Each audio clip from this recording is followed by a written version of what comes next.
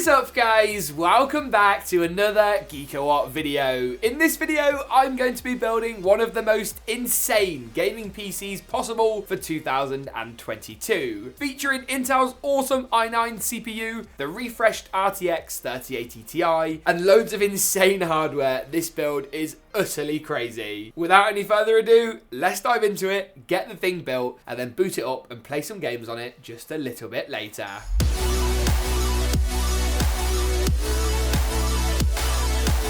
As usual, we're going to kick things off by installing as many components into the motherboard as possible. In this build today, that entails the CPU, the RAM or the memory, and of course our SSD storage. For the CPU and motherboard combination, I've gone for the Aorus Z690 Master, one of GeekaByte's highest end Z690 boards that supports the latest Intel CPUs. This is a board that basically includes every feature you could ever want on a motherboard times 10. PCIe 5 support, included debug LED, dual USB 3 connections, Type-C, built-in I/O shield, 10GB Ethernet, huge VRM cooling, massive M.2 SSD heatsink, basically everything you could ever imagine. This motherboard supports it and more. Really, really crazy. And it's a good job because we need it to couple up our i9-12900K. With Intel's new snazzy performance and efficiency cores, this is a superb chip with so much power, it is literally unbelievable. Whether it's gaming or video editing or productivity or basically anything in between, it doesn't get much better than the 12900K. And it's great to see Intel finally back on top in the CPU game. Maybe AMD will bring out a good competitor in the next few months, weeks, we will see, but for now, this is the best choice. I'll be coupling it up with some lovely DDR5 memory, specifically this special edition 32GB kit from Corsair. They sent me this alongside a chopping board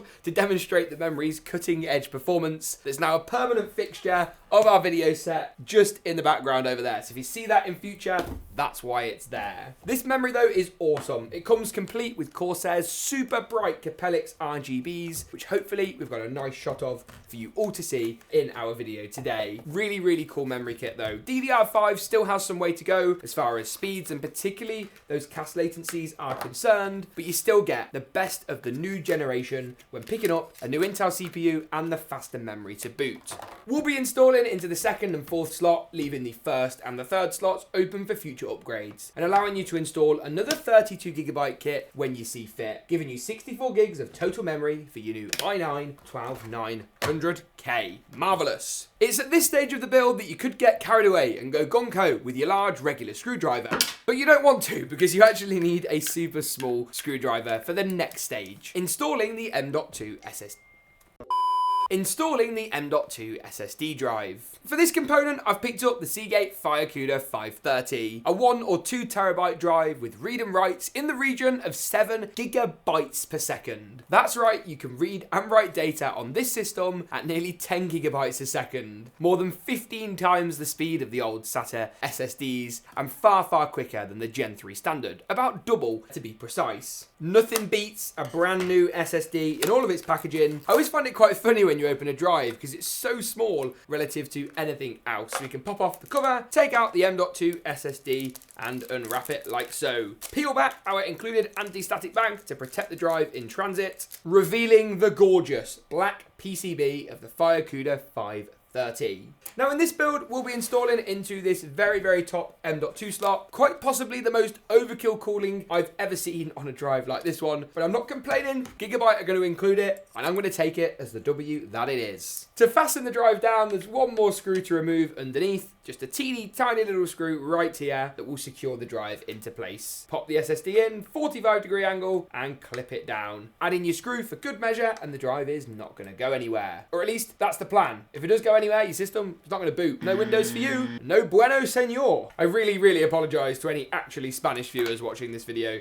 That was nothing short of utterly horrific, so I am unreservedly sorry.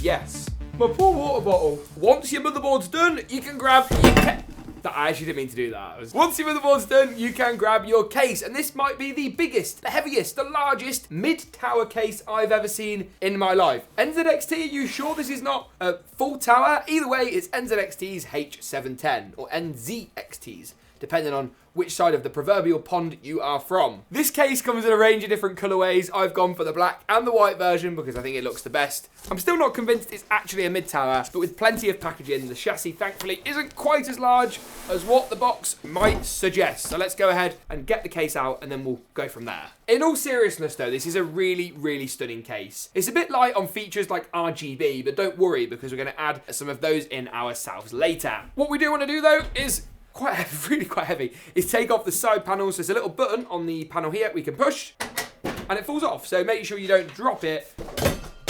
But a really great way of taking that panel off. And you can even see the little signature NZXT puck design to manage our cables around later. Plenty of room for 2.5-inch drives, loads of room for cable management, and plenty of room for large motherboards and GPUs too, which is really important. As with most of my build guides, I'm going to recommend you lay the case down flat on our lovely overhead camera angle. This will make installing the motherboard way, way easier. Now there are a couple of things we need to check off before going ahead, gunko, and popping the board in. The first is that we've got all the standoffs in the right locations. In this case, we've got 3 at the top, 3 across the middle, and 3 along the bottom. We're missing 1 in the corner somehow that's come off, so I'll replace that, and that will then ensure that they match up with the motherboard. So once again here, you can see 1, 2, 3 at the top, a further 3 across the middle, 1's hidden behind this little cover, and 3 along the bottom, making things nice and easy. The built-in rear I/O shield makes our life much more simple too, as we haven't got to install one of those, something which in our last video cut my finger, something we shot about 20 minutes ago, and it really, really hurts.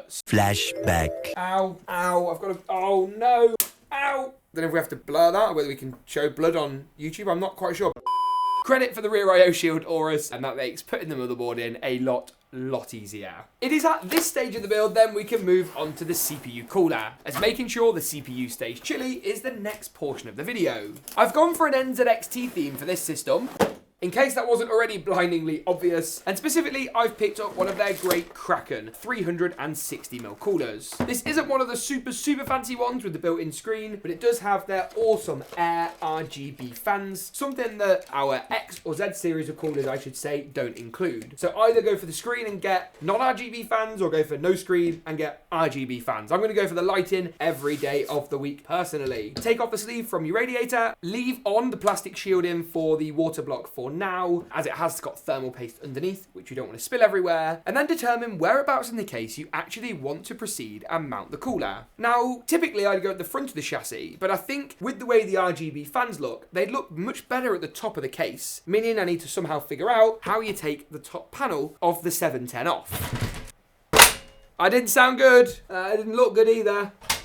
Oh, okay, that worked. I wasn't quite expecting that to work, to be honest. And then we can remove the built-in radiator mount. So basically, this is removable in order to install the actual CPU cooler out the case, and then you can drop it straight back in the top. I just need to do a bit of a test fit though. If I install the radiator at the top of the chassis here, is there any chance I can actually get the tubes to go around the white portion? Yes, there is. Otherwise, I'd have had to fold the tubes back on themselves, and it just wouldn't have looked particularly that fantastic. So I'm going to proceed by popping the radiator and the associated fans onto this mount, and then sliding that back onto the top of the case in a moment. In order to install the water block next, you want to take one of the included back plates, particularly this one, which is kind of a square with some points on each side, and slot this through the 4 holes around the CPU. Then you want to add in these sort of male-to-male posts that go through into the back plate and allow us to fasten the cooler down. Once that's done, you can pop the cooler into place and use the large included thumb screws to make sure it doesn't go anywhere. Make sure, of course, to remove the plastic cover on the cooler too, allowing you to get access to the pre-installed thermal paste, creating that nice thermal bond between the CPU and the water block. That's basically it though. Nice and simple, nice and easy, and the cooler is on. Now is also a good time to add in the power supply unit choice for this build. I've gone for the NZXT C850. 850 watts of 80 plus gold certified fully modular power. Basically, really efficient. You only plug in the cables you need, and you know that despite spending a bit more than the competition, you're going to get a really reliable power supply. All of your cables come in this nice reusable bag as well. Great for traveling or storing bits and bobs in afterwards. Really nice touch from NZXT. Spinning the case around, we've then got room to actually install the power supply. Don't be foolish and try and slide the power supply straight in.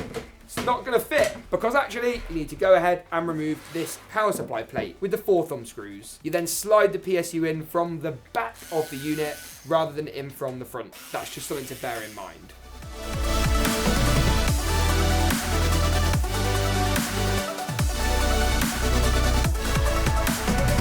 To tell you the truth, I'm probably going to swap these cables out a bit later, but for the purposes of tutorialness, that's exactly how you install them, at least on the motherboard. The CPU, I'm less worried about having cable extensions, they're far less visible, but the motherboard one in particular is quite ugly. Hardpoint's under fire! One down.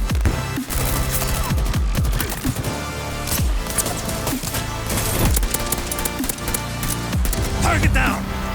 The 3080 Ti is our next component today, and a superb GPU choice for those looking to push things to the max. At least for now, until Nvidia reveal this supposed RTX 3090 Ti, which apparently was supposed to be here now, but has since been delayed. Who knows at this point? Either way, the 80 Ti wouldn't get discontinued anyway. It's basically a brand new GPU and performs admirably. To tell you the truth though, anything RTX 3070 or above that you can buy for actually a reasonable price point is what I'd recommend you go for, with the Founders Edition card being a gorgeous choice, but one that's undoubtedly a bit more tricky to buy. In this case, it looks like our rear PCI lanes are already removed in the right location. We just need to push back the clip on the retention slot. In our case, it's actually like a white slot to indicate that it's PCIe 5.0. That's more than what our GPU requires, before sliding it into place. Once we've done this, I think I might add just a couple more fans later, maybe one to the rear and a few to the front of the case. Not only to give it a bit more wow factor as far as RGB, but actually better airflow too.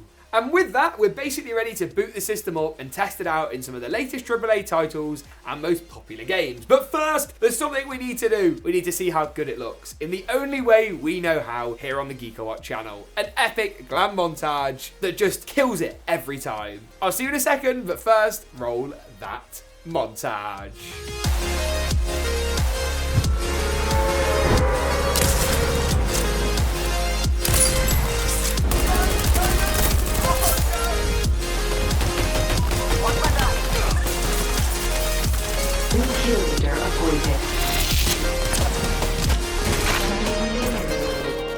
Now that we've seen just how good this system looks, in the montage to literally end all montages, it's time to see just how well it performs. Does the frame rate match up with the gorgeous aesthetics? Well, there's only one way to find out. We tested a wide variety of games on this system to give you guys the best possible performance picture of frame rate, settings, resolutions, and all that jazz. In fact, all the results we achieved are on your screen now in the typical GeekaWhat summary graph. Some things about this build have changed, but thankfully this isn't it. I'll be taking a more detailed look game by game in just a second, so hold on tight. And we're going to kick things off actually by taking a look at GTA 5 first of all. An older game, but still a great test. At 4K, high settings, we managed to achieve 140 frames per second, with 128 and 118 for the 90 and 99th percentile results. It's a similarly positive story in Battlefield 2042, where at 4K, high settings with DLSS set to performance mode, we got a solid 83 frames per second. 71 and 64 rounded off strong 90 and 99th percentile results, while visually, as you'd expect, the game looked bloody awesome. Moving on to Call of Duty Vanguard next, the latest COD title is a great test, and it's now basically owned by Microsoft. That's a revelation. Here at 4K high settings with DLSS set to performance mode, we achieved over 150 frames per second on average. Really incredible results here. Next up is Forza Horizon 5. At 4K ultra settings, we got just shy of 100 frames per second on average, with 93 and 85 for the 90 and 99th percentile results, and completed all of our testing in the game's quite intense built-in benchmarking mode. Next up is Halo Infinite. Here at 4K high settings, we got 83 frames per second with 75 and 65 for the 90 and 99th percentile results. A game that looked great on this system. I mean, what more can you expect from a 12900K and a 3080 Ti? Wow, good frame rates in Apex Legends. And I'm glad to report that they were, because it's the next title. 4K high settings yielded 137 FPS, close to the 140 that Apex typically caps out at, even if you uncap the frame rate in the Origin in-game launcher, as we did. Finally then, let's move on to Fortnite, the last game on the list today, and we tested this at, of course, 1080p competitive settings. What's the maximum frame rate we can achieve from a 3080 Ti? 254. This is with everything tuned down to low, except except the render distance, which is set to far, so you can see those enemies in the distance. 90 and 99th percentile results were strong too. And it rounds off an impressive suite of gaming benchmarks for one of our most impressive builds ever. Huge shout out to Editor Dan, who put this one together, something a bit different for you, and hopefully you can see we're trying to take things up a notch here on the GeekaWhat channel. If you did enjoy it, please leave a comment with some feedback below, get subscribed, drop a like rating, I don't know, do all those things. Have a lovely day. We really appreciate the support. Thanks for tuning in, and as always, we'll see you in the next one. Amazing.